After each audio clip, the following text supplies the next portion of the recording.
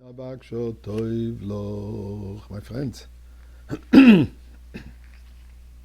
excuse me. Let's give some tzedakah. This Erev Shabbos, Parshas Vayetze. Vayetze, which means going out.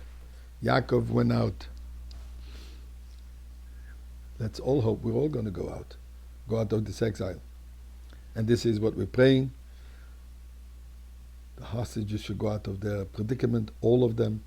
And all of us should go out of our being hostages in exile. Erev Shabbat, I always like to tell a story. The last 2 days we've been discussing about the Mitteler Rebbe, a little biography, the story of his arrest and release. Let me share with you some stories about the Mitteler Rebbe.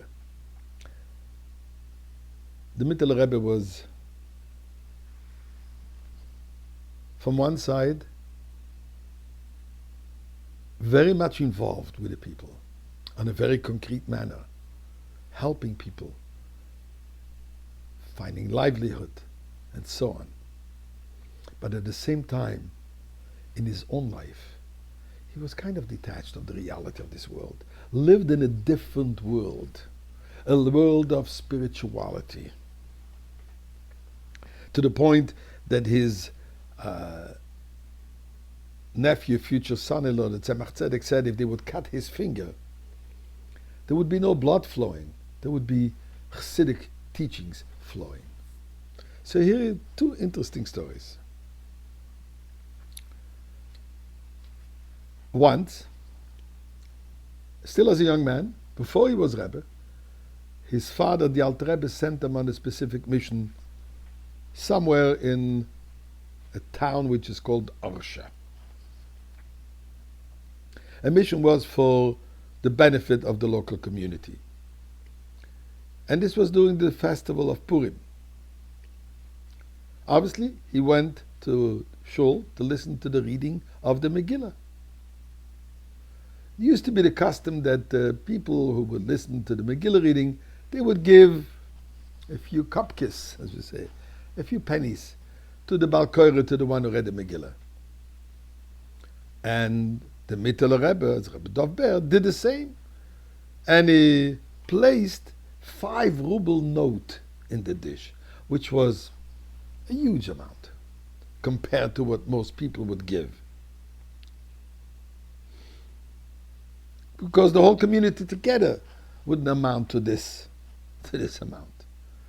The one who read the Megillah was so surprised that he turned to the visitor, not knowing who it is, and he says, Rebbe, I mean, obviously realized a holy man, I don't deserve such a large sum. And the Mitteler Rebbe said, yes, you definitely do deserve it. Says, why?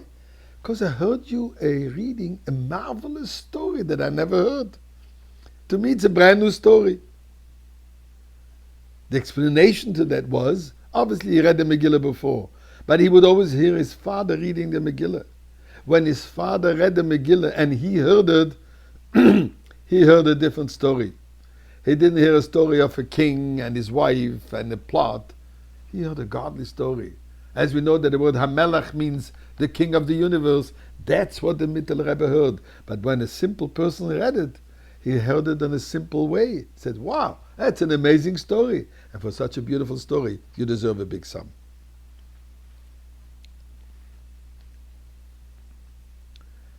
A similar story, but on another side. The Torah reading of Parshas Kisavai has the what we call the Toichacha, which is severe rebukes from God to the Jewish people in case their behavior is not appropriate. He heard that reading once and he fainted. He was so deeply physically affected, there was a question if he'll be able even to fast on Yom Kippur. But then he wondered. He heard that Torah reading many a time. Why did he get so frightened? Why did he get so scared by hearing those toichacha, these rebukes and these punishments? And then he explained the same thing. He would always hear the reading of the Torah from his father, the Alter Rebbe. Now we know it's explained in Chassidus that these rebukes really are hidden, concealed blessings. So when his father read it, he heard those concealed blessings. That was wonderful. But now that a regular Jew read it, didn't hear that concealed blessings. All he heard was that frightening statements, that frightening punishments. He fainted. That was the Mitteler Rebbe.